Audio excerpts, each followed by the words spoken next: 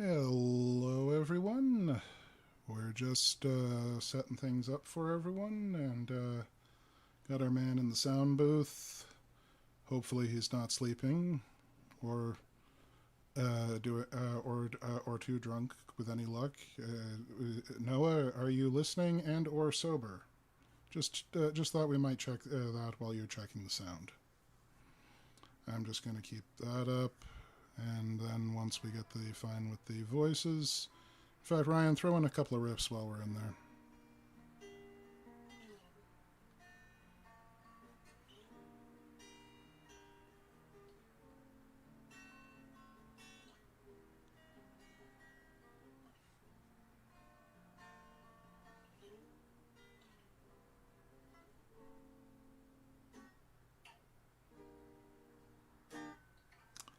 I think we are good, and apparently Noah is sober. Someone mark the calendar. All right.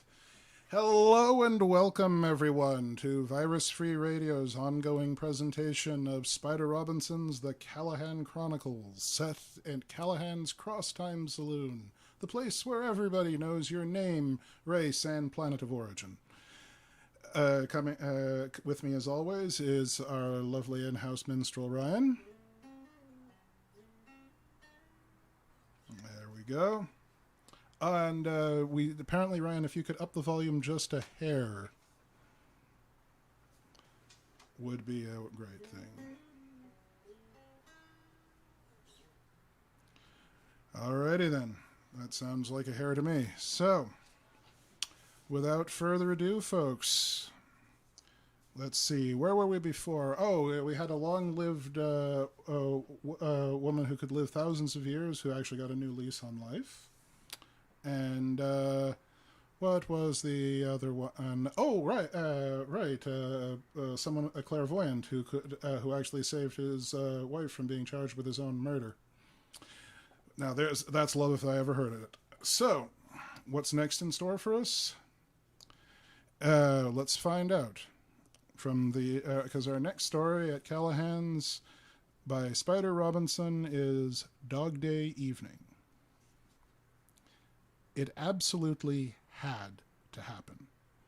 I mean, it was so cosmically preordained, destined, fated, flat out inevitable that I can't imagine how we failed to be expecting it. Where else on God's earth would Ralph and Joe possibly have ended up but at Callahan's place? It was Tall Tales Night at Callahan's, the night on which the teller of the most outrageous shaggy dog story gets his night's tab refunded. Animals had been selected as the night's generic topic, and we had suffered through hours of stinkers about pet rocks and talking dogs and the horse that was painted green and the fastest dog in the world and the gay rooster and a dozen others you probably know already. In fact, most of the telltalers had been disqualified when someone shouted the punchline before they got to it, often after only a sentence or two. The fireplace was filled to overflowing with broken glasses, and it was down to a tight contest between Doc Webster and me.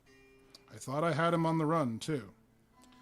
A relative newcomer named B.D. Wyatt had just literally crapped out by trying to fob off that old gag about the South Sea Island where there lives a bird whose digestive system is so incredibly rank that if its excrement should contact your skin, re-exposure of the contaminated skin to air is variably fatal. Named for its characteristic squawk, it is of course the famous foo bird.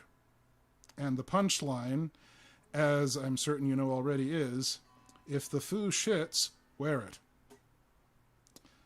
Unfortunately for BD, we already knew it too. But it gave me an idea. You know, I drawled, signaling Callahan for a fresh Bushmills. Like all of us, I've heard that story before. So many times, in fact, that I decided there might be a grain of truth to it. Hidden, of course, by a large grain of salt. So my friend Thor Lowerdahl and I decided to check it out.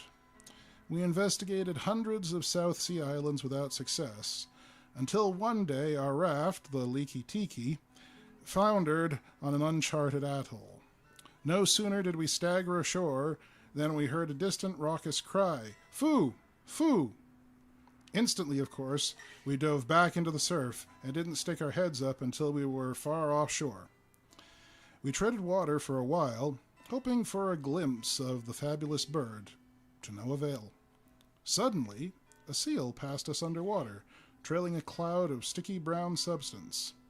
Some of it got on Thor's leg, and with a snort of disgust, he wiped it off. He expired at once. Realizing the truth at an instant, I became so terrified that I swam back to the States. I paused expectantly, and Fast Eddie, sensing his cue, obliged me with the straight line. "What truth, Jake?" "That atoll," I replied blithely, "was far more dangerous than anyone suspected, as any seal can plainly foo." A general howl arose. Long Drink chanced, by statistical inevitability, to have his glass to his mouth at the time. He bit a piece off clean and spat it into the fireplace. I kept my face straight, of course, but inwardly I exulted. This time I had Doc Webster beat for sure, and with an impromptu pun at that, I ordered another. But when the tumult died down, the Doc met my eyes with a look of such mild, placid innocence that my confidence faltered. "Fortunate indeed, Jacob," he rumbled, patting his ample belly, "that you should have rendered so unbearable a pun. It reminds me of a book about a bear I read about by Richard Adams. Shardik, it's called. Any of you read it?" There were a few nods. The Doc smiled and sipped his scotch. "For those of you who missed it," he went on, "it's about a primitive empire that forms around an enormous, semi-mythical bear. Well, it happens I know something about that empire that Adams forgot to mention, and now's as good a time as any to pass it along. You see, the only way to become a knight in Sardik's empire was to apply for a personal interview with the bear. This had its drawbacks. If he liked your audition, you were knighted on the spot. But if you failed, Lord Shardik was quite likely to club your head off at the shoulders with one mighty paw. Even so, there were many applicants, for the peasantry were poor farmers, and if a candidate failed for knighthood, his family received, by way of a booby prize, a valuable sheepdog from the royal kennels. This consoled them greatly, for truly it is written." And there he actually paused to sip his scotch again, daring us to guess the punchline. "For the morning after a terrible night, nothing beats the dog of the bear that hit you." A howl again began to rise, and then suddenly a howl arose, and I mean a real howl. So, of course, we all swiveled around on our chairs, and damned if there wasn't a guy with a German shepherd sitting near the door. I hadn't seen them come in, and it took me a second to notice that the dog had a half glass of gin on the floor in front of him, half empty. As we gaped, open-mouthed, the dog picked up the half-full glass with his teeth, without spilling a drop, carried it to the hearth, and with a flick of his powerful head flung it into the fireplace hard enough to bust it. He turned and looked at us, then, wagging his tail as if to make sure we understood that he was commenting on Doc's tail. Then, to underline the point, he turned back to the fireplace, lifted his leg, and put out a third of the fire. We roared with laughter, a great simultaneous outburst of total glee, and the dog trotted proudly to his master. I looked the guy over, medium height, little thin, nose like an avalanche about to happen, and a great sprawling fungus of a mustache clinging to its underside. He wore Salvation Army rejects like Mr. Emmett Kelly used to wear, clothes that looked like what starts fires in old warehouses. But his eyes were alert and aware, and he was obviously quite proud of his dog. Then he caught Callahan's eye and winced. "You got a house rule on dogs, mister?" he asked. You could hardly see his lips move under that ridiculous mustache. Callahan considered the matter. "We try not to be human chauvinists around here," he allowed at last. "But if he dumps on my floor, I'll clean it up with your shirt. Fair enough?" "Are you kidding?" the guy mumbled. This dog? Mess on the floor? Why, this is the smartest dog in the world. He said it just like that, with capital letters. Uh-huh, said Long Drink. He talks, right? A strange gleam came into the shabby man's eyes. Yep. Oh, for God's sake, Doc Webster groaned. Don't tell me. A talking dog has walked into Callahan's place on Tall Tales Night. If that hound tops my story, I'm going on the wagon for a whole night. That broke everyone up, and Long Drink McGonagall was particularly tickled. Say that 3 times fast with whiskey in your mouth. Patron saint of undershorts, he warped. It makes so much sense I almost believe it. You think I'm kidding? The stranger asked. That or crazy, the doc asserted. A dog hasn't got the larynx to talk, let alone the mouth structure, even if he is as smart as you say. I've got $200, says you're wrong, the stranger announced. He displayed a fistful of bills. Any takers? Well, now, we're a charitable bunch of Callahans, not normally inclined to cheat the mentally disturbed. And yet there was a clarity to his speech that belied his derelict clothes, a twinkle in his eye that looked entirely sane, and a challenging outthrust to his chin that reminded us of a kid daring you to hit him. And there was that wildly improbable handful of cash in his hand. I'll take 10 of that, I said, digging for my wallet, and a dozen other guys chimed in. Me too. I'll take 10. I'm in for 5. Doc Webster took a double sawbuck's worth, and even Fast Eddie produced a tattered single. The guy collected the dough in a hat that looked like its former owner had been machine-gunned in the head, and the whole time that damn dog just sat there next to the table watching the action. When the guy had it all counted, there was $170 in the hat. There's 30 unfaded, he said, and looked around expectantly. Callahan came around the bar, a red-headed glacier descending on the shabby man. The barkeep picked him up by the one extending lapel on the opposite collar, held him at arm's length for a while, and sighed. I like a good gag as well as the next guy, he said conversationally. But that's serious money in that hat. Now, if you was to ask that dog his name, he'd say, Ralph, Ralph. And then you would ask him what's on top of the house, and he'd say, Roof, Roof. And then you was to ask him who the greatest baseball player of all time was, he'd say, Ruth, Ruth. Why, I just naturally have to sharpen your feet and drive you into the floor. You would become like a gabble roof, gone with the wind. What I mean, there are very few gags I haven't heard, and if yours is of that caliber, you're in dire peril. Do we have a meeting of the minds? He was still holding the guy at arm's length, the muscles in his arms looking like hairy manila, absolutely serene. I'm telling you the truth, the guy yelped. The dog can talk. Callahan slowly lowered him to the floor. In that case, he decided, I will fade your 30. He went back behind the bar and produced an apple. Would you mind putting this in your mouth? The guy blinked at him. I believe you implicitly, Callahan explained, but someone without my trusty nature might suspect you as a ventriloquist trying to pull a fast one. Okay, said the guy at once, and he stuffed the apple in his face. He beckoned to the dog, who came at once to the center of the room and sat on his haunches. He gazed up inquisitively at the shabby man, who nodded. I hope you will forgive me, said the dog with the faintest trace of a German accent, but I'm afraid my name is actually Ralph. There was silence, as profound as that which must exist on the moon now that tourist season is past.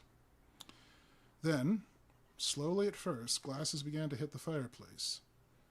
Soon there was a shower of glasses shattering on the hearth, and not a drop of liquid in any of them. Callahan passed fresh beers around the room, bucket brigade fashion, his face impassive. Not a word was spoken. At last, everyone had been lubed, and the big Irishman wiped off his hands and came around the bar. He pulled up a chair in front of the dog, dropped heavily into it, and put a fresh light to his cigar. Sure is a relief, he sighed, to take the weight off of my...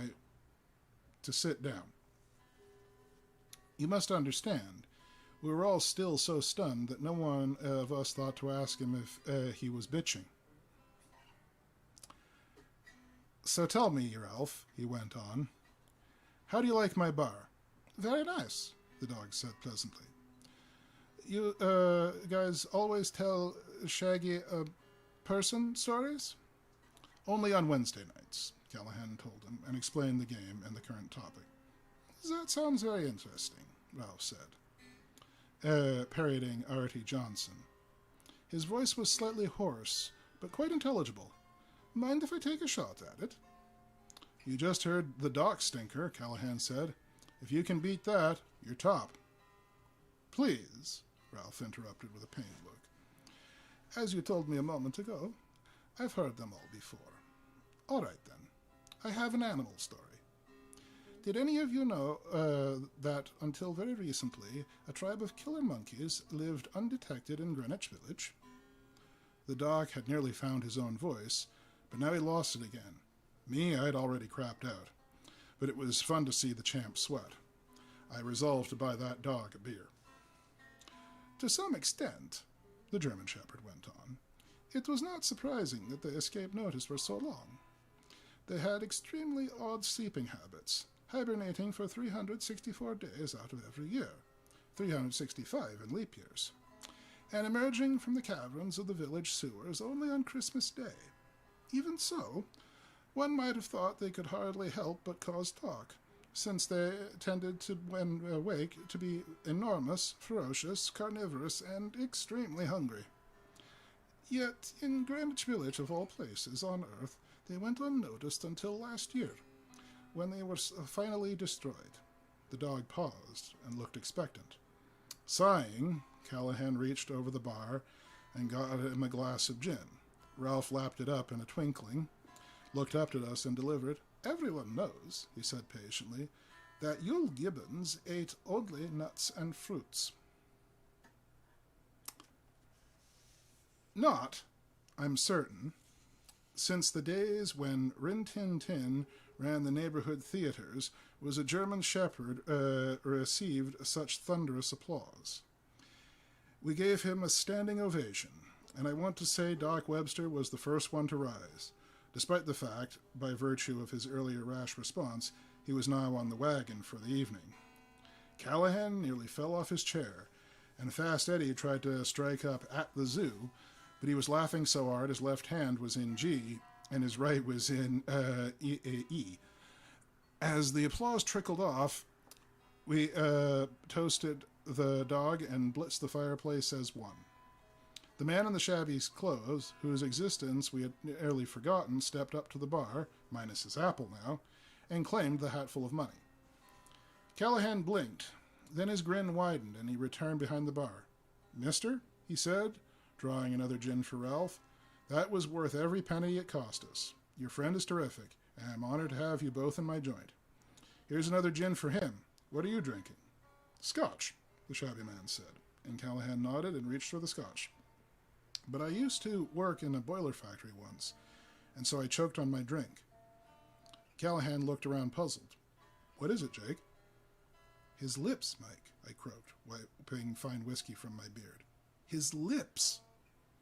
Callahan turned back to the guy, gently lifted the scrofulous mustache, and examined the guy's lips. There were two. So, he said, peering at them. I read lips, I managed at last. You know that. That guy's voice said Scotch, but his lips said bourbon. How the hell can you tell? Callahan asked reasonably. I swear, Mike, he said bourbon. Here, look. I wear a mustache myself, middling sanitary, but I covered most of it and all of my mouth with my hand. And then I said, Scotch, bourbon. See what I mean? It ain't the lips entirely. The mustache, the cheek muscles. I'm telling you, Mike, the guy said bourbon. Callahan looked at the guy, then at me, and then at the dog.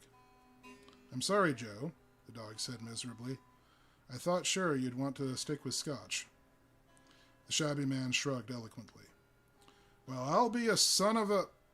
Longdrink began, then caught himself. You are a ventriloquist. Doc Webster roared with laughter, and Callahan's eyes widened the barest trifle. I will surely will go to hell, he breathed. I should have guessed. But I was watching the look exchanged by Joe and Ralph, the way both of them ever so casually got ready to bolt for the door, and I spoke up quickly. It's okay, fellas, don't go away.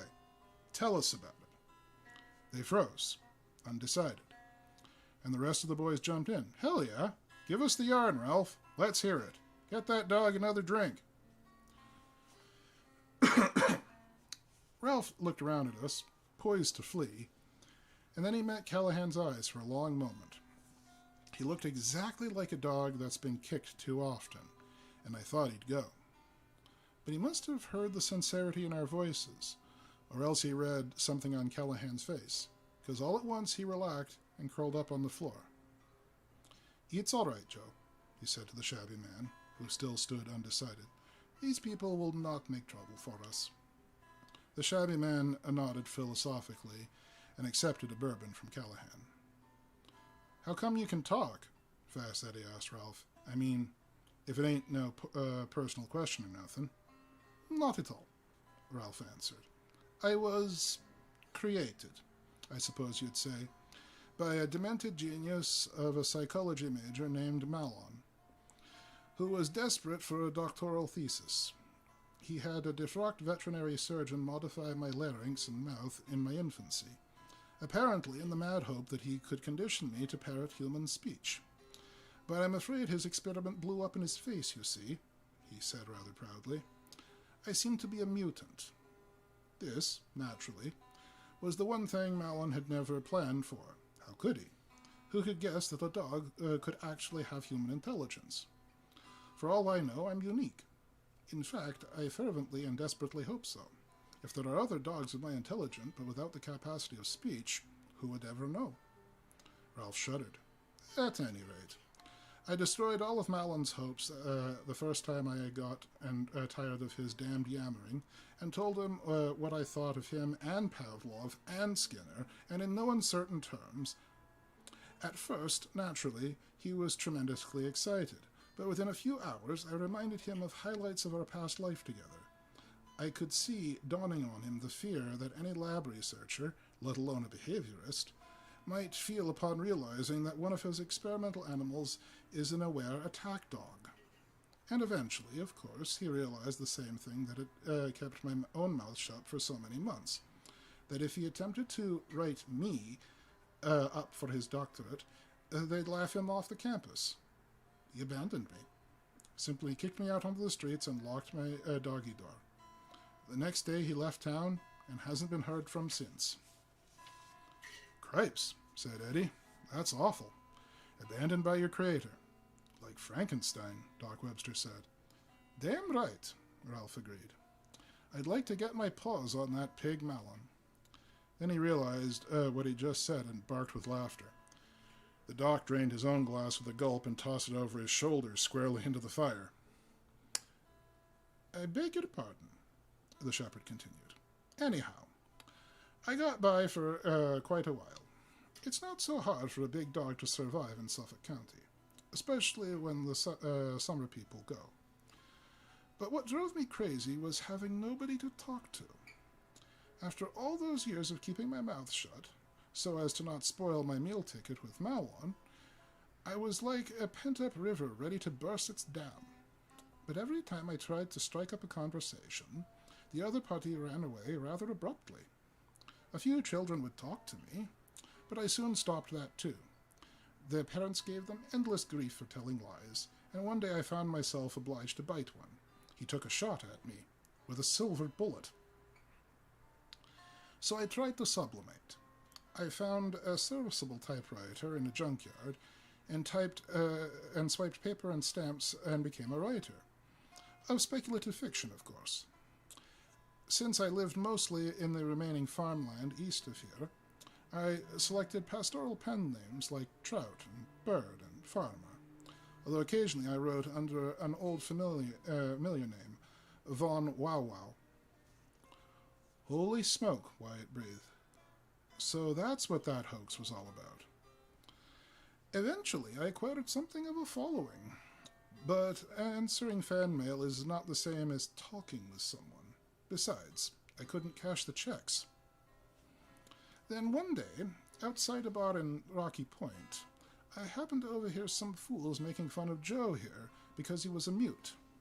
Dummy, they called him, and his face was red, and he was desperate for a voice which was to curse them. So I did. They fled the bar, screaming like chickens, and 10 minutes later Joe and I left the empty bar with the beginnings of a partnership. I get it, I said, striking my forehead with my hand. You teamed up.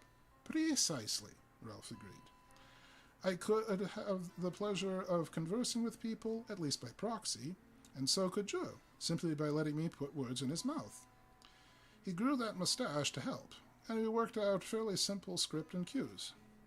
To support ourselves, we hit upon the old talking dog routine, which we've been working in taverns from Rocamocana to Montauk over the last 6 months. The beauty of it is that white people virtually always pay up. They never believe I can truly speak. Always they speak only to Joe, congratulating him on his fine trick, even if they can't figure out how he does it. I suppose I should be annoyed by this, but truthfully, I find it hilarious. At any rate, it's a living. Doc Webster shook his head like, well, a dog shaking off water is only the simile I can think of. And to think it took you guys all this time to come to Callahan's place, he said dizzily. I feel the same, Ralph said seriously. You're the first men who have ever accepted Joe and me as we were, who knew the truth about us and did not run away, or worse, laugh at us. Thank you. And Joe pointed at his own chest and nodded vigorously. Me too. Callahan's face split into a broad grin. Sure and hell welcome, fellas, he boomed. Sure and hell welcome any time. I can't think of any two guys I'd rather have in my joint. And another cheer wound up. To Ralph and Joe, Long Drink hollered, and 24 voices chorused. To Ralph and Joe! The toast was drunk, and the glasses deposited in unison, and the place started to get a real merry vibe to it. But an idea struck me. Hey, Ralph, I called out. You want a job? A real job? Ralph paused in mid-lap and looked up. Are you crazy? Who'd hire a talking dog? I know the only place around that might, I told him confidently. Jim Friend over at WGAB has been talking about taking a year off, and he's a good friend of mine. How'd you like to run a radio talk show at 4 a.m. every morning? Ralph looked stunned. Yeah, Callahan agreed judiciously. WGAB would hire a talking dog. Hell, maybe they got one already. What do you say, Ralph? I could see Ralph was tempted, but German Shepherds are notoriously loyal. What about Joe? I thought hard, but I was stumped. Joe was gesticulating furiously, but Ralph ignored him. No, he decided. I could not leave my friend. I'll think of something, Callahan promised, but Ralph shook his head. Thank you, he said, but there's no use in raising false hopes. I am resigned to this life. Mister, Callahan said firmly, that's what this place is all about. We raise hopes here, until they're old enough to fend for themselves. Wait, I got it. Joe. The shabby man looked up from his drink, shamefaced. Get that frown off your face, Callahan demanded. You can type, can't you? Joe nodded, puzzled. I taught him, Ralph said. Then I can help you, the big Irishman told Joe. How would you like a job over at Brooklyn, at the Brookhaven National Lab? Joe looked dubious, and Ralph spoke up again. I told you, Mr. Callahan, writing just isn't the same as talking to people. Hold on and listen, Callahan insisted. Over at Brookhaven, they've got a new computer they're real proud of. They claim it's almost alive, so they're reviving the old gag about having experts try to tell the computer from a guy on a teletype. They're looking for a guy right now who don't mind carrying on conversations through a one-way glass on a teletype all day long. I bet we could get you that job. How about it? And he hauled out the blackboard he uses to keep score for dart games and gave it some chalk to Joe. The shabby man took the chalk and carefully pointed, "Thank you. I'll give it a try," in large letters. "Well, Ralph," Callahan said to the dog, "it looks like you're a DJ." And Ralph yelped happily, nuzzling Joe with his head, while we all started cheering at once again. And hours later, as we all got ready to bottle it up and go, Ralph turned to Joe and said, almost sadly, "So, Joe, my friend, after tomorrow, perhaps we go our separate ways. No longer will I dog your heels." Joe winced and wrote, "No longer will I heel my dog either." Doc Webster made a face at the plain Coca-Cola that sat in front of him at the bar. "I might have to heel the both of you if you keep it up," he growled, and I could see he was a little miffed over his defeat by Ralph. "Oh, no," Ralph protested. "I want to get my new job right away. The only other work for a dog of my intelligence is as a seeing eye dog, yeah? And radio work is better than replacing a canine." "Canine?" the doc exploded. "Canine? Why, you..." But over what the portly Sawbones said then, let us draw a censoring veil of silence. His bark always was worse than his bite. Say, if Ralph really makes it on radio and becomes a dog star, is that serious?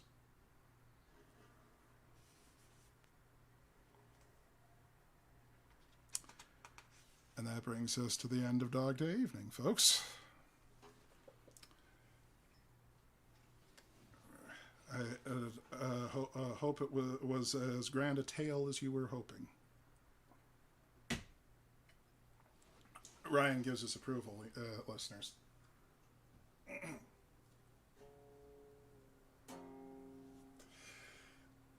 I suppose I should inform listeners that in an alternate life, Ryan also teaches people the English language. So I imagine that it's butchery, nay, I'd say wanton murder that's taking place before him as we speak, has gotten his hackles up just a little bit.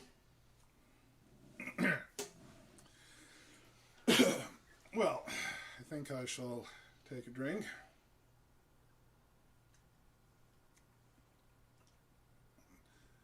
Hopefully the ice water will cool tempers all around. And let's see, what else have we got in front of us here? Yeah, I think we got room for another one. Feeling a frosty minstrel? All right. Well then, folks, let me introduce you to the story by Spider Robinson. Have you heard the one? There is clearly a kind of delirious logic to the way things happen at Callahan's place. A kind of artistic symmetry, if by artistic you mean like Salvador Dali or Escher. It just happened, for instance, that in 1979, the 4th of July fell on a rainy Wednesday night, and Wednesday night is customarily Tall Tales Night at Callahan's. So naturally, it was that night that the traveling salesman arrived. And even with that much hint, the punchline surprised me. Oh, would you like to hear about it? The house custom on Wednesday nights is that the teller of the tallest tale gets his or her bar bill refunded, and I haven't missed a Wednesday in years.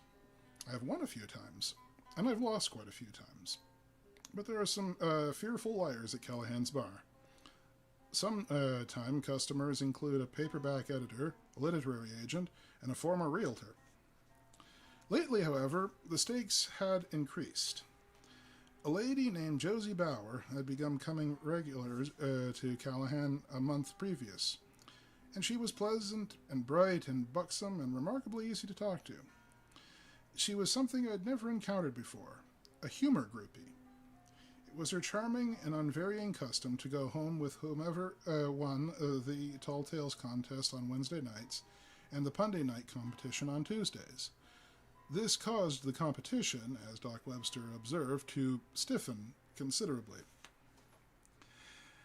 But I had hopes that night, and I was sorry to see Gentleman John Callahan approach the chalk line with a gin and gin in his hand. John is a short, dapper Englishman with a quick mind and a wicked talent for summatory puns. But he's not on this side of the lake much, and a lot of folks dropped what they were doing to listen. I commanded a submarine in Her Majesty's Navy during the First World War, he began, tugging at his goatee. And I propose to tell you of a secret mission I was ordered to undertake. The famous spy, Harry Lyme, the celebrated third man, had developed a sudden and severe case of astigmatism, and many of his espionage activities forbade dependence on spectacles. At that time, only one visionary in all the world was working on the development of a practical contact lens, a specialist at Walter Reed Hospital. I was ordered to convey Lyme there in utmost secrecy and dispatch, and then wait around and fetch him home again. Is this going to be a limey story? Long Drink McGonagall asked, and Callahan took a seltzer bottle to him. John ignored it magnificently. He was an excellent actor, of course, but before long I began to suspect that there was nothing at all wrong with his vision. I searched his quarters and found correspondence indicating that he had a girlfriend who lived some 20 miles from the hospital, so I called him into my cabin. I can't prove a thing against you, I said, but I am ordering you, for effect. He paused and elegantly sipped his gin. I hated to do it. I'm a liar. I love doing it. In any case, I had seen the punchline coming long since, and so I delivered it before he could. To go directly from the sub-Lyme to the Reed Oculus. "Aw, damn," he cried, and everyone broke up, Josie the loudest of all. John glared at his gin, finished in one gulp, and pegged his glass into the fireplace. "Sorry, John." "Bullshit," he said, making an extra syllable out of the T. He grinned satanically, and his eyes flashed. "Let's hear yours now, Jake." "I haven't got any worth telling." "None of that," he said sharply. "And besides, you're too good at puns, John. You always smell 'em coming. Come out now. Fight like a man." "Well," I got up from the bar, took my Tullamore Dew to the chalk line before the fireplace. "I haven't got a tall tale exactly." I wet my whistle. "What I've got is a true story that happened to me that I've never been able to get anybody to believe." "Better," said Gentleman John, mollified. "No, really, I swear this is true. Most of you know I've been making a living with a guitar around the island for some time now, and I've played at a lot of strange places. I played the Village Pizza Restaurant Lounge. I played the Deer Park High School Senior Assembly. My old partner Dave and me played a joint once where the topless dancer had one arm, so you had to show a razor and puke blood to get in. But the weirdest of all was a solo gig. I got a call from this big chain department store, Lincoln and Waltz. Their PR lady hired me somewhere and wanted to know if I could come and sing at the Junior Miss department. I thought she was drunk. Essentially, they wanted something sufficiently odd to awaken the shoppers and attract a crowd, for which they would have the local Girl Scouts model the new spring line. She figured I was hungry enough, and she figured right.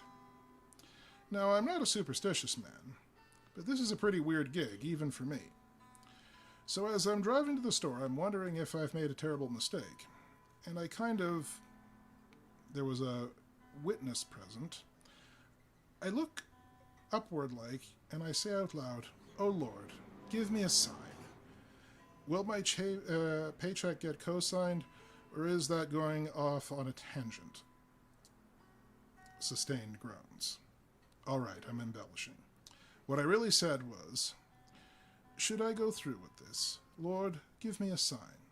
At that moment, I stop for a stop sign, and overhead a bird electrocutes itself on a high-tension line and drops dead on the hood of my car. Whoops of laughter. I swear to God, feet sticking up. I have a witness. Doc Webster popped a vest button and Josie was smiling dreamily. So I sit there at the stop sign a while, shivering, tilt my head back, and real soft I say, "You didn't have to shout." Roars. "Marvelous," Gentleman John cried. "You went home straight away, of course." "Hell no. Like a champ, I showed up at the Junior Miss department. To tell the truth, I was curious. Nothing I played or sang or said attracted the attention of a single customer. And when they gave the Girl Scouts the go-ahead anyway, one of them stepped onto my guitar case and broke the hinge, and I set fire to a $50 dress with my cigar, and I didn't get paid. Worst single disaster of my career." John was shaking his head. "Don't believe a word of it, old boy." "Of course not. Neither did I. That's why I was stupid enough to go through with it after a warning like that. I didn't behave. In retrospect, it's obvious. I just thought the damn bird was a sparrow or a magpie or some such." I trailed off carefully. "What was it then?" John bit. "Raven, I suppose?" "I'm surprised at you, John," I said triumphantly. "Obviously, it was an omen pigeon." People grade a pun by their reaction to it. The very best, of course, as Bernard Shaw said, is one where the audience holds its collective nose and flees screaming from one's vicinity. Immediate laughter or groan is a lesser approbation. And in between these two is the pause, followed only after by 5 or 10 stunned seconds of cheers and jeers. It was this intermediate rating that I was accorded, and I savored the pause, and Josie's broad grin, and I lifted my Irish whiskey to my lips to savor that too, and sprayed a fine mist of Irish into the air, because before the pause could turn into applause, in that second or two of silence, we all heard, with a dreadful clarity, the unmistakable sounds of hoofbeats on the roof. Pretty near everyone had just drawn in a breath to cheer or groan. There was a vast huff as they let it all back out again. Cigar smoke swirled in tormented search for safe harbor, and the only sound now was the hoofbeats on the roof. Mike Callahan is unflappable. He plucked his malodorous cigar from his mouth with intense aplomb, looked up at the ceiling and shouted, "You're early, fatso," and went back to polishing the bar top. He received a scattered ovation, which died quickly. I was as stunned as anyone else, but I think my strongest reaction was irritation at having my thunder stolen. But sure and hell were rooftops up there, hooves on the roof. "Eddie," I called out bitterly, "someone has obviously gone to a lot of trouble to set up a gag. The least we can do is bite. Check it out, will you?" Fast Eddie got up from his upright piano, eyes on the ceiling. "Sure thing," he said uncertainly. There are 2 openings onto the roof. One is the access hatch near the fireplace, with a ladder up to it built into the wall. On warm nights, Mike lets customers take their drinks up there and stargaze, which accounts for the second opening, a big dumbwaiter at the end of the bar. It carries dollar bills down and drinks and peanuts back up. Mike built it himself, and he made it big enough for parties. Both openings would have been in use that night, of course, if it hadn't been raining. Eddie went up the ladder with hesitancy that belied his nickname, and poked the hatch door open most gingerly. A practical joke this elaborate might have teeth in it, and Eddie, being from Brooklyn, was a horror of livestock. Prepared for anything, he hooked his head up over the combing for a quick look.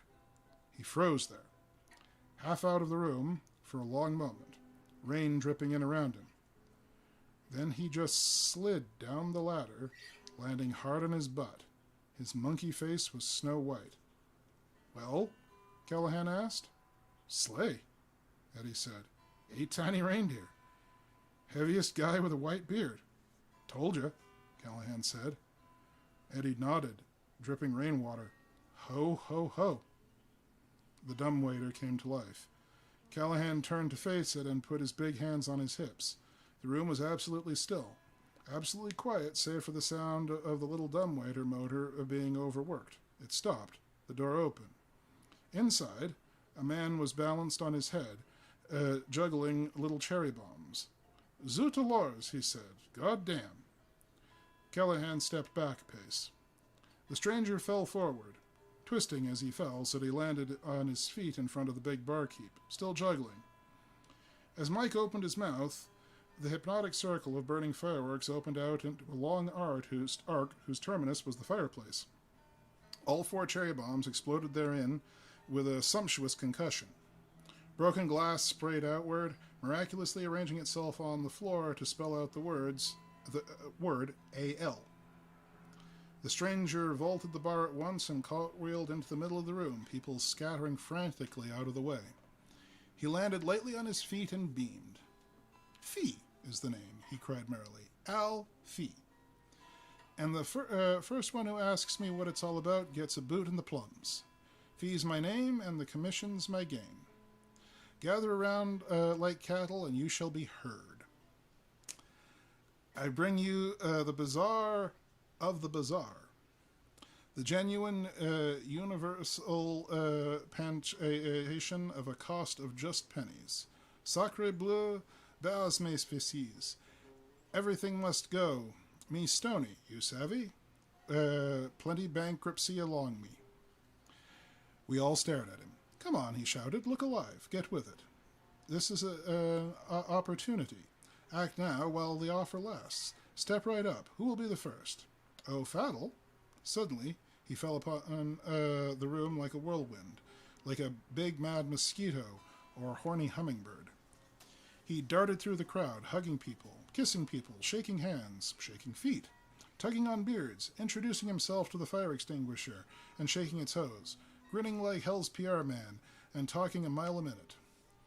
He took a scissor from his breast pocket, clipped the end off Long Drink McGonagall's tie, and presented it to him with a bow. He produced a white mouse from a side pocket and gave it gravely to Josie, and when she only smiled, he burst into delighted laughter himself, lifted her hand to his lips, and kissed the mouse. He struck his face an inch away from mine, tousled my beard, and patted my ass and danced away. Eddie had been misleading. He didn't look much like Santa. He was not that heavy-set, for one thing.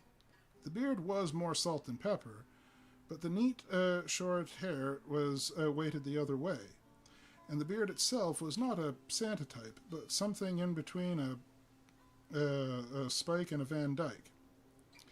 I would say he comported himself in a manner even more dapper and elegant than Gentleman John, certainly more flamboyant. He wore a $400 blazer over a polka dot pajama top. He wore no trousers, and fat beaming Buddhas were printed on his shorts. He wore phosphorescent lederhosen and jester's shoes which curled up toes and bells. A propeller beanie was rakishly canted over one eyebrow. The rain had not wet him. Behind wire-rimmed glasses, merry eyes sparkled. About that time, Long Drink caught up with him, roaring something about his tie. Fee spun to meet him, smiled with enormous delight of one encountering an old dear friend, plucked 3 glasses of whiskey from a nearby table, and began to juggle them. Not a drop did he spill. Long Drink stopped dead in his tracks, and his long jaw hung open. Fee began to clap his hands rhythmically while he juggled, then slapped his thighs. Without taking his eyes from the glasses, the drink felt for his tie, yanked it back from his neck, and tramped it into the sawdust. Fee backed away, still juggling and clapping, until he was back in the center of the room where he had started. Suddenly, the glasses were all upside down in their stately circle, their contents in motion. Each cataract ended up in Fee's mouth, and his beard was dry when he finished. His cyclone passage among us had shattered our group stasis. The room was filled with the rumba of many people talking all at once. When the last of the 3 empty glasses hit the hearth and the fragments had spelled Fee next to Al, the murmur became a standing ovation. "Mister," Longdrink said, "this was the best goddamn juggling I ever saw in my life."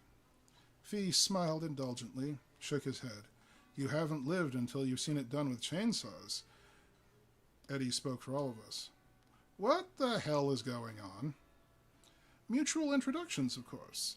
I'm Alfie, and you are, in order," he ticked us off, "martial arts, boiled eggs, tomfoolery, Rachel Prejudice, D. Jarrett, Miss Fortune," pointing at Josie, Fleminginus, many peoples, and you'll pee your pants.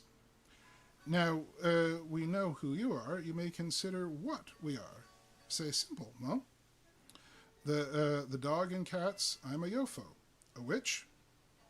Not a foe of you, but a UFO. You are all Hugos.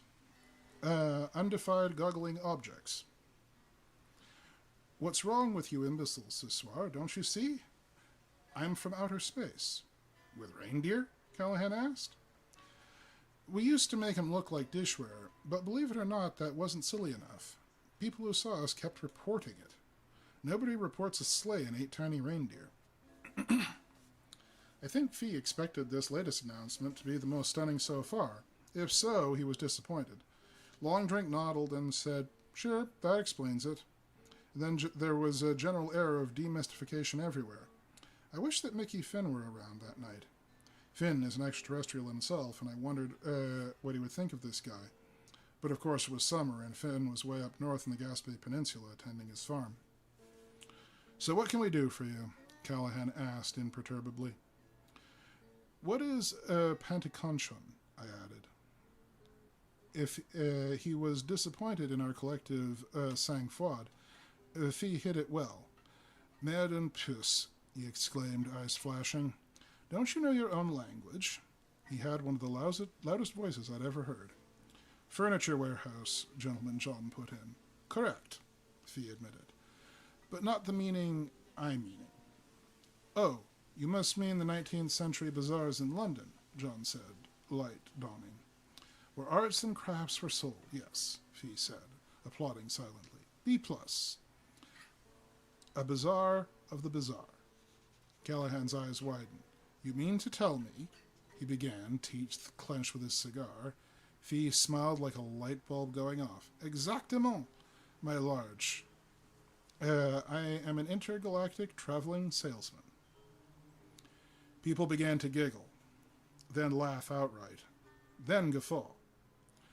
Folks folded at the middle, slapped their thighs, and pounded on tables with their fists, met each other's eyes, and laughed anew.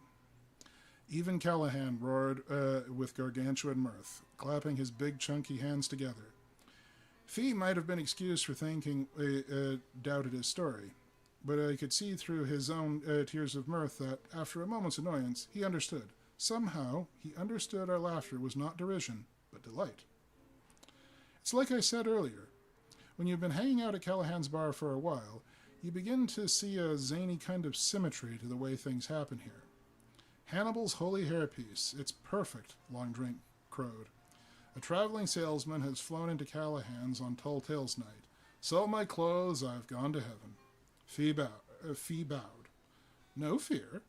Marvelous. I impress. Hot damn. It's a business-doing pleasure with you. I was told by blackguards that you did not civilize yet. Lies, by Jiminy. It just come on recent, Doc Webster said, and broke up again. Fee waited politely until we were all finished. Then he produced a burning cigarette from out of thin air, flipped it into his face, and began chewing on the filter. To business, we then progress. Shall we? Groovy. Innkeeper. A flagon of firewater. Darn the torpedoes. Callahan poured whiskey and passed it across the bar. How come no simple cases, brother? What's your line? Oh, I have a simple case, sweetheart. He reached out into his side pocket of his blazer and removed a hole. It had no edges, no boundaries. It has no color at all. It was just a hole, about the size of the lid on a gallon of ice cream. He held it by the edge it didn't have, extended to arm's length, and then when he dropped it, his hand stayed there, a circle of nothing. There were whistles and much odd murmuring. Nonsense, Fee said airily. Is nothing sacred? Voila, the simple case. Say, Long Drink began, how many of those do you think it'd take to fill the Ouch! He glared at Doc Webster and began rubbing his chin. No, compadres, Fee said. It is not a holograph. It's a hyperpocket, a dimensional bridge to a pocket universe. Regard. He reached an elegantly manicured hand into the hole, and the hand failed to reappear on the other side. Pardon, he murmured, rummaging. Ah! His hand emerged. It was holding, by the throat, an extremely long-necked dragon whose scaled head had barely fit through the hole. Reptilian eyes regarded us coldly. The fanged jaws open, and a gout of flame set Fee's hair on fire. Damn, he said irritably. Wrong drawer. One of these days I'm going to get this office organized. He thrust the dragon's head back into the hole with an air of embarrassment. He ignored the fire on his head, and it seemed impolite to mention it, so it burned undisturbed as he rummaged, until his scalp was covered with black smoldering curls. The beanie was unaffected. Ah, now, see? People edged discreetly away, and he pulled out a vaguely spherical object wrapped in soft cloth. He yanked on a corner of the cloth, and the object flew sparkling into the air. He caught it with his other hand. My first crazy thought was, burning ice? My line, he said triumphantly. Jewels. It looked something like a cut diamond the size of a softball, at least in physical structure. It was symmetrically faceted, very nearly transparent, and contained within it, like flies trapped in amber, perhaps a dozen splashes and streaks of liquid color, unbearably pure and lambent. The colors and shapes harmonized. It was so beautiful it hurt to look at it. Is there anyone here who is chronically worried? Fee asked loudly. Slippery Joe Mazer stepped forward. I got 2 wives. Splendid! Joe hung back. Come now, Fee rapped impatiently. Don't be such a chicken shit. 4 centuries on this road of this trip, I haven't lost a customer yet. Come on, be a mensch. Joe approached uneasily. You are a worrier. Lucky I was passing by. Catch! He tossed the gleaming jewel to Joel, who caught it awkwardly in both hands. He stared down at the thing for a long moment. What do you worry about most? Fee asked. No, don't tell me. Just think about it. Joe closed his eyes and thought about it. From the places where his fingertips touched the jewel, streamers of a gray, milky substance began to infuse in it, like milk being poured into a glass of weak tea from several points at once. Soon the entire interior of the gem was swirling gray, all the spatters of aching color hidden. I tore my eyes from it to look at Joe. His face shone with the light that was now obscured in the jewel. Every feature was relaxed. For the first time since I've known him, his forehead was utterly smooth. No more wrinkles than a Gothic novel. His eyes opened. What the hell was I worrying about? He breathed contentedly. He worked his shoulders like a man who had just sat down, at long last, a crushing burden. What's to worry? Callahan's voice was shockingly harsh. Is that goddamn thing addictive? Niet, Fee responded at once. Au contraire, watch. Joe was looking at the gray-washed jewel in his hands, and his expression was mournful. Geez, he said sadly. Did I do that? You see, Fee said smugly. To despoil such loveliness is a shaming. The man feels like a jerk. The more he uses it, the more he's conditioned to not generate worry in the first place. One's self-indulgence is less tolerable when it's made visible as dung on a diamond. What's the thing cost? Fast Eddie asked. Just pennies, I told you, Fee said, rummaging in his hyper pocket again. Now this little saga here is even more amazing. Calculated to breed greed and fully warranted. He produced and unwrapped a second jewel. It was similar to the first, but tinted rather than clear. The tint was the blue of a tropic lagoon before the white man came, restful to contemplate. Within it were not color impurities this time, but tiny angels. Miniature light females, the size of fireflies, and correctly scaled. Somehow they flew slowly and gracefully to and fro within the jewel, as though it were filled with viscous fluid instead of being solid. It made my eyes sting. Is anyone here particularly angry? Fee inquired. Gentleman John looked long at Josie, who was watching Fee with rapt attention, then at me. Well, he said, I'm not generally angry, but I suppose I am particularly angry.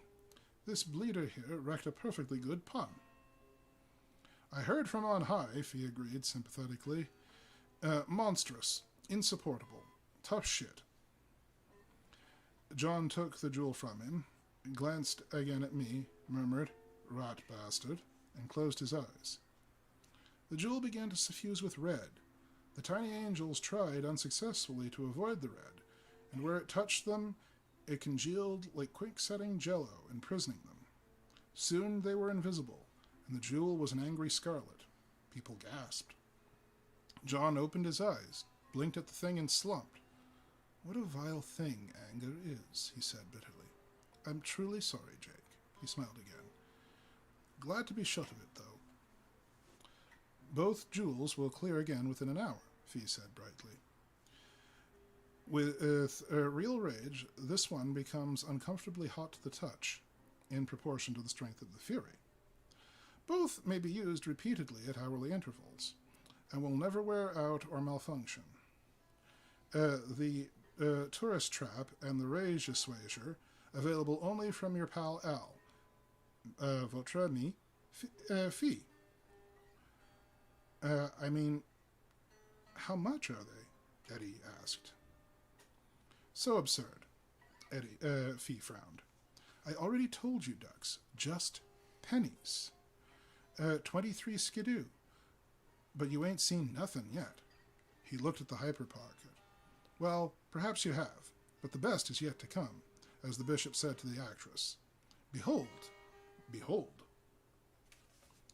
He produced a third jewel. This one was untinted, and contained hundreds of tiny beads of every color of the rainbow, writhing like kittens beneath the silicate surface. It wept music as he touched it. Little plaintive chords and arpeggios. You, he said, pointing at me. You say you play a guitar. Your face is furry, your hair abundant. You have experience of hallucinogens, do you not? So? Sa! He tossed me the jewel. Phantasms flickered briefly around the room as I caught it. Little, not quite seen things. My fingers tingled where they touched it. Think of a piece of music, Fee commanded. Any music that you loved. I picked the first thing that came to mind. Suddenly the room filled with lush strings. I jumped, and they were gone. Again, Fee directed. Roll 'em, baby. The strings returned, and when they finished their simple 8-chord prelude, Brother Gray sang, Georgia. People sat back, smiled all over Callahan's bar. At first, it was precisely like the definitive recording that everyone knows, right down to the crackle-pop surface noise of the treasured copy I own. It skipped at the same place. That told me where it was coming from, so I experimented. I have never willingly missed an opportunity to record a Ray Charles TV performance, and I have 11 different versions of Georgia on my mind. I concentrated, and Ray suddenly slipped smoothly into the extended bridge he has been using for the last few years, where the band and his drummer just go away and let them play for a while. The surface noise vanished, and suddenly became perfect. When the bridge was over, he segued back to the original without a seam, and murmurs of appreciation came from Fast Eddie and a few others. I glanced down at the jewel, and it seemed that all the glowing beads vanished a quarter second after my eyes touched it. There was a collective gasp, and I looked up, and the genius himself was sitting at Eddie's beat-up piano. Big black glasses and the whitest teeth God ever made, rocking from side to side in that distinctive way and caressing the keys, singing Georgia on my mind for the patrons of Callahan's place. His finish was fabulous. I'm proud to say it was not one he has ever, to my knowledge, recorded. As the applause died down, he modulated from G down to E and began the opening bass riff of What I Say. The original rails appeared next to the piano. Margie Hendricks and Darlene and Pat. I shivered like a dog and threw the jewel at Fee, and the artists and music vanished. Don't get me started, I said, but thank you from the bottom of my heart. All my life I wanted to do that. What is that thing? Fee did not reply vocally, but suddenly there was a flourish of trumpets, and the word visualizer spelled out in the air letters above him, like neon without tubes, rippling in random air currents. They flared and bisected, wedged apart by a new group of letters all in gold, so that the new construct read Visual Synthesizer. It flared again, and the parenthetical intruder departed once more. Synths, you've gone, Fee sang, and Josie giggled. It's a dream machine, dear boy, a hallucinator. Anything you can imagine, it gives auditory and visual substance to. Look, that at present state of the art I cannot give you tactile, but if you act right away, and because I like your face, I'm prepared to throw an olfactory for not a dime extra. Freebie, capiche? Make no mistake, I wanted that thing. But I reacted instinctively, with the reflex response of a Long Islander to high-pressure sales tactics. I don't know, Schlep. You do know what olfactory mode can do for the porn fantasies alone. Eddie stared at his now empty piano stool and shook his head. How much? He asked again. Exasperated, Fee danced onto the bar, grabbed up a funnel, and took it back to Eddie. He stuck the business end in Eddie's left ear. Just pennies, he bellowed into it. I'm telling you. He continued conversationally to the rest of us. It's a steal. Good for 15 minutes, use every 4 hours. An optional headphone effect for apartment use. And there's a failsafe that blows the breaker if you use it to scare people. Barkeep, more grog. You ain't paid for the last one yet, Callahan said reasonably. Did I hear right through the roof earlier? On the teller of the tallest tale gets drinks gratis. That's so, Callahan admitted. Josie cleared her throat.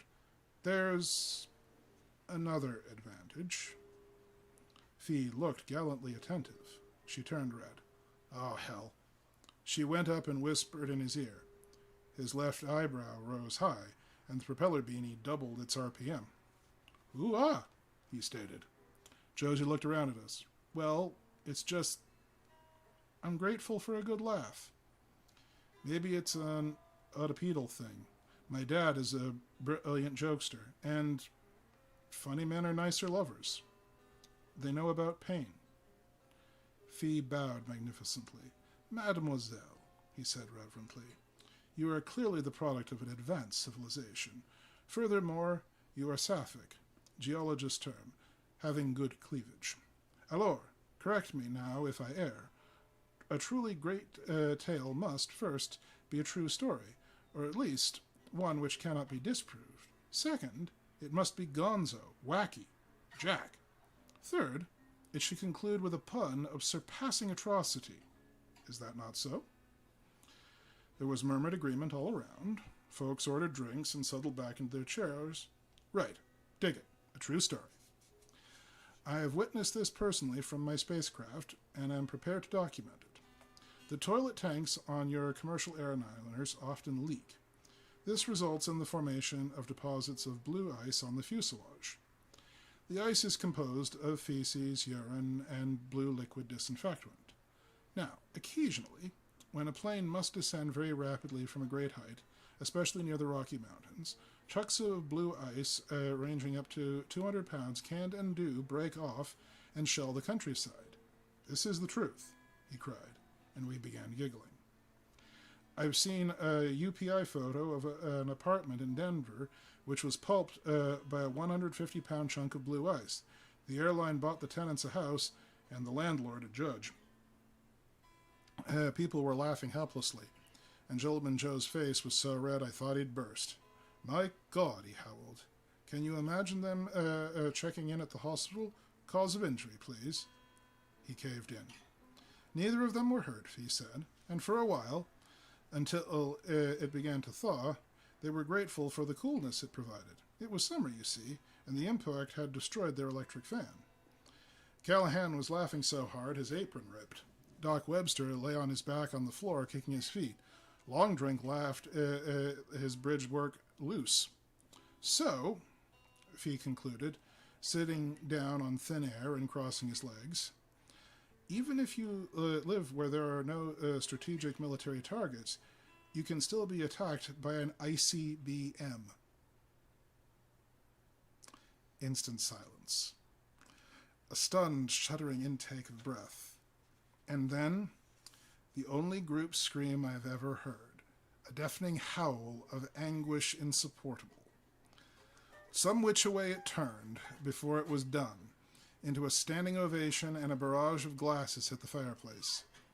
Josie ran over and hopped on Fee's lap, renewing the applause.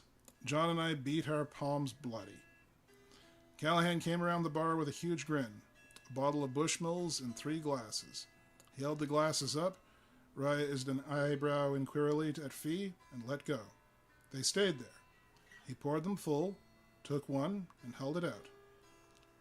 Fee free for Fee, he boomed. Keep the bottle. He gave one to Josie, pulled up a chair, and sat down next to the 3rd glass. Fee inclined his head in thanks. God bless your ass. Caramba. Is that all you? Comment appelez-vous? Je m'appelle Mike Callahan, senor. Sure and Gomorrah. The saints add a preservus to us. Michael, you're a finer host than Jesus himself, and him with the free wine and all the fish he can eat. A toast, big cobber, a toast.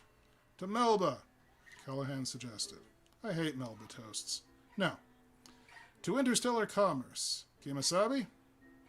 Callahan raised his glass, as did several others, including myself. Oddly, Josie didn't.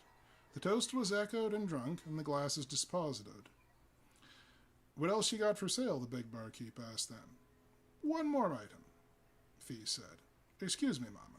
Josie shifted on his lap so that he could reach the nearby hyper pocket. He took out a 4th gem. This one was pink-tinted, more translucent than transparent, and within it were a spider web of metallic filaments that made me think of printed circuits. He tossed it to Doc Webster. By the bag at your feet, you are a medicine man, rotund person. You have patients in this room? All of them, the fat sawbones rumbled. Pick one sick one. That chap there, dear Hippocrates. Brush him with the bauble. He pointed out Chuck Sams, who obviously had recently suffered a bad stroke. Chuck's left side was shot. Doc frowned down at the pink jewel and carried it to Chuck. A couple of tiny lights went on inside as he approached. His thumb, Fee suggested. The doc looked at Chuck. Okay. The half-mouth smiled. Sure, Sam. Chuck held out his right thumb, and the doc lifted the jewel. Contact was established. The damn thing took a blood sample, flashed a few contemplative lights, and returned it. As his own blood flowed back into him, Chuck gasped, then yelped, and pushed the jewel violently away from him, using both hands. He looked down at his left hand and began to smile, the first unlopsided smile he'd had in months. Doc Webster gaped at him. The price for all 4 items, Fee said. FOB, shipping, and handling, plus applicable tax, is pennies. Literally. Every penny in this room, and nothing else. You mean you want all our dough? Eddie asked. No, Conchon. All your pennies. I happen to know that Mike keeps about $100 in pennies in a sack under the bar. We pitch 'em on Friday nights. Still, it sounded like a hell of a deal. Stranger bargains had been made at Callahan's place, and our sales resistance was smithereened. I started to check my pants. No, Josie cried, and leapt up from Fee's lap, her face white with fury. Why, what is it, my pigeon? Fee asked, still sitting on nothing. What deranges you? She towered over him in her wrath. Damn it, Fee! Damn you! I was going to wait until I got you home. But this is the 4th of July, and that was the 4th jewel lie. And the lie is even more abominable than the pun. Screw you and the reindeer you rode in on. He blinked. Here? Now? Damn straight. She took a tube of toothpaste from an inside pocket of her vest, and before the traveling salesman could move, she had circled his knees where they crossed with a hoop of toothpaste. He scrabbled at it with his fingers, and she added another loop, pinning his hands. He began swearing fluently in several tongues, for the toothpaste had hardened at once into something that seemed to have the tensile strength of steel cable. Though he tried mightily, Fee could not break free. His command of obscenity was striking, and it might have melted any ordinary steel cable. And may you fall into the outhouse just as a platoon of Ukrainians had finished a prune stew and 6 barrels of beer, she finished, and laughed merrily. Callahan cleared his throat. If you engage the starter on an engine that's already been running, it makes a sound like that. Josie, darling, he began, if you don't mind my asking. Ah, you damn fools, she burst out. My father is right. People who don't read science fiction are the most gullible people there are. Look at him, for God's sake. Does he look like an extraterrestrial to you? Josie had no way of knowing that Noah Gonzalez and I both read science fiction. Of course, Noah works on the 4th. He's on the county bomb squad. Well, I said, I guess we just figured his real appearance was too horrible for us to look upon. He's obviously a master of illusions. Too right, she snapped, and snatched the propeller beanie from Fee's head. The propeller stopped, and Fee's invisible chair was yanked out from under him. Smiling Buddhas hit the floor hard, and he howled indignantly. We all blinked and looked around. The change was too subtle to perceive at once. All 4 jewels had gone opaque, and there was nothing, or rather, there wasn't nothing, where the hyper pocket had been. But these things took their time to notice. Even when Chuck Sams cried out, the reason was not immediately apparent, for both sides of his mouth were turned down. This isn't the illusion maker, Josie said, waving the beanie. All of this is a hypnotic amplifier. The illusions are gone now, and he still looks human. Not, she snapped, that I can claim kinship with any pride. Parallel evolution, I began. Don't be silly. No, be silly. Assume he's really an alien who just happens to look human. Now explain to me why he came 100 of light years past 6 other planets, a carload of moons, and 1,000,000 asteroids to come here and swindle you out of copper. There was only one possible answer then. I opened my mouth and then closed it. I did not, for reasons I could not define, want Josie to know I was a science fiction reader. You're more talkative if you think your audience doesn't understand you, sometimes. He's a time traveler, you idiots, she cried, confirming my guess. Who else would need copper this desperately as your own descendants? With the couple of thousand pennies you morons are going to give him, he could have, quintupled his living space at the very least. And he would have left you nothing, except 4 prop jewels and an admittedly great tale to tell. Isham Latner is Callahan's only black regular, and he knows his cue when he hears it. Does this mean that the diamonds are worthless?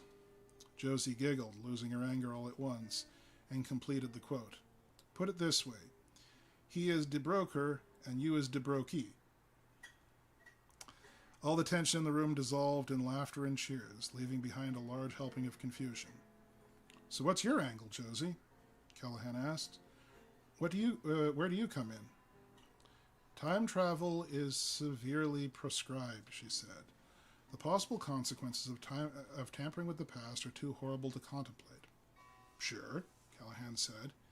He may not have been a science fiction reader, but all of us at Callahan's know that much about time travel. We had another time traveler in here once who was worried considerable about that very issue. Whether it was moral and or safe to change the past for the lady he loved to keep her from being hurt. And precisely because it's so tempting to mine the past for all the precious things you wasted and used up on us, that is the most strictly prohibited crime in the books. Pennies are the best dodge for copper. You acquire a bunch in this era, bury them somewhere, then go back home, dig them up, properly aged, and no way to prove it wasn't a lucky gig. And you? Temporal agents approached my father 20 years ago and convinced him to sign up as a kind of a local way station for authorized time travelers on a part-time basis. He's a science fiction writer. Who else would they dare to trust to understand the terrible dangers of time travel? He kept it from Mother and us kids. But about 5 years ago I found out. I blackmailed his employers into giving me a job on the time police. Why? Callahan asked. Because it's the most exciting job I can think of course. You know my nature. I love jokes and paradoxes, she grinned. I'm not sure, but I have a hunch I'm going to grow up to be Mom. There was a stunned silence. So if I understand this, I said carefully, Fee here came for the coppers, and you here are the coppers. She whooped with glee and tossed the beanie into the fireplace. Jake, are you busy tonight? I tingled from head to toe. Aren't you? I asked, indicating Fee. I knew it was a silly question, but I didn't want her to know I knew. Aside from the most obvious benefits of her offer, as long as she didn't know I read science fiction, there was a chance I could pump her for her father's name, and I was curious as hell. It won't take me any time at all to deal with him, she said. Not yours, anyway. I made an oh, of course noise. What happens to him? Chuck asked, and his voice was harsh. I'd like to cut him in half, Doc Webster said darkly. Wouldn't be the first fee I split. He will be dealt with, not punishment. Punishment accomplishes nothing. Nothing desirable, anyway. He's a brilliant man, a master hypnotist. He can be of service in his own era. He will simply be surgically implanted with a tiny device. If he ever again makes an unauthorized time jump, he will acquire a massive and permanent case of B.O. Chuck broke up. Fair enough. Fee spoke for the first time since his torrent of profanity. I apologize, sir, for what I did to you. That last lie was the cruelest, and perhaps unnecessary. I never could resist a good dazzle. He shook his head. I'm sorry, he repeated. Chuck was taken aback. The half of his face that could hold expression softened. Well, it was kind of nice to be whole again there for a minute. I don't know. Maybe the having of that minute was worth the losing of it. I'm sorry I laughed at you, mister. Sitting there in his shorts on the floor, with his hands toothpasted to his knees, Fee managed to bow. I don't get it, Long Drink complained. If this guy wanted pennies, why not just time travel into a bank vault and take 1 million of them? Why go through all the rigmarole? Fee looked elegantly pained. What would be the fun in that? That's the only thing about being busted that really bothers me. She was waiting here for me. I hate being predictable. Don't feel bad, Josie told him. You couldn't have known this place is a probability nexus. Why, this was the priori terminus for the first ever time jump. Why, sure, when I thought about it, our previous time traveler's brother had invented the first time machine. It had been a bulky thing. These people were much more advanced. Fee's eyes widened. He stared around at us. By Crom, I'm impressed. What did you do? We took up a collection for him, Eddie answered truthfully. Fee shook his head. I took you for yokels. Take me away, officer. In a way, it was a little saddening to see the great Al Fee bested.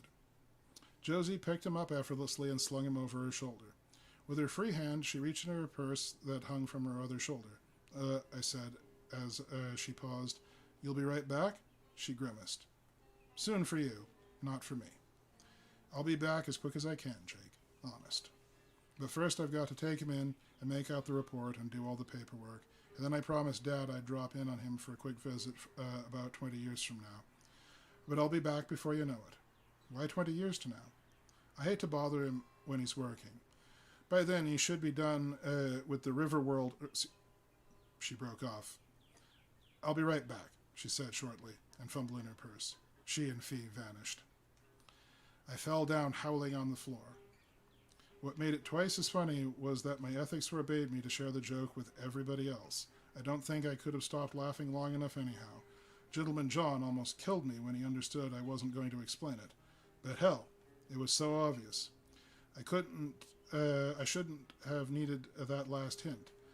I didn't even need to know enough German to know that what Bauer means. I know that there's a kind of delirious logic to the way things happen at Callahan's place. A kind of artistic symmetry. So if a traveling salesman comes into Callahan's bar on Tall Tales Night, whose daughter is going to turn out to be his downfall?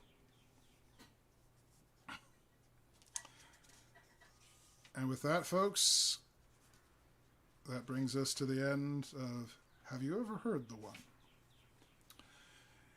And also to the end of tonight's show.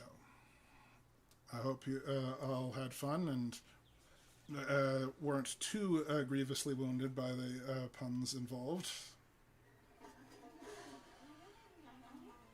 I fear that I might have a penance to pay to our minstrel.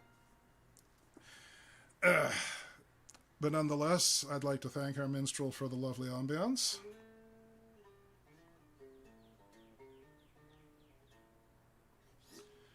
And I'd like to take a moment, as usual, to thank everyone for listening.